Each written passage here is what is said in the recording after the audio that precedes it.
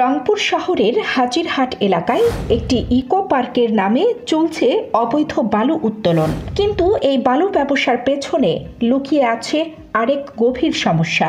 সামাজিক যোগাযোগ মাধ্যমে ভাইরাল হওয়া একটি ভিডিওতে দেখা গেছে বৈষম্য বিরোধী ছাত্র আন্দোলনের রংপুর মহানগর শাখার মুখপাত্র নাহিদ হাসান খন্দকার এক বালু ব্যবসায়ীর কাছ থেকে চাঁদা দাবি করছেন।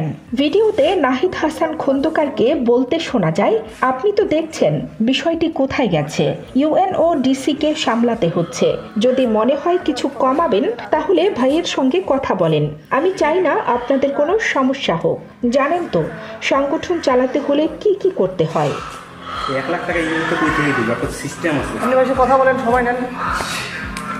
কই নেই গিয়ে আপনি এখন দিতে হবে। এই কথোপকথনে নাহিদ 1 লাখ টাকা চাঁদা দাবি করলেও ব্যবসায়ী 5,000 টাকা দেওয়ার প্রস্তাব দেন। কিন্তু নাহিদের কথায় বারবার ইউএনওডিসির নাম উঠে আসায় ঘটনাটি আরও জটিল হয়ে ওঠে। আপনি তো জানেন একটা সংগঠন করতে হলে কি করতে হয়, আপনি জানেন। নাহিদ হাসান খন্দকার এই অভিযোগ সম্পূর্ণ অস্বীকার করেছেন।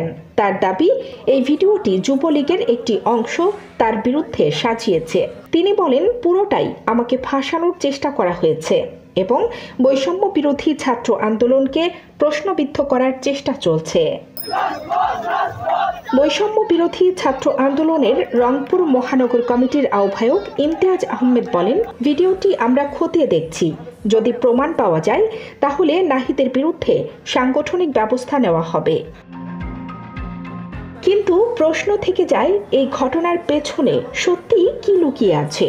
নাহিদ হাসান খন্দকার কি সত্যি চাঁদা দাবি করেছেন, নাকি এটি তার বিরুদ্ধে একটি পরিকল্পিত ষড়যন্ত্র?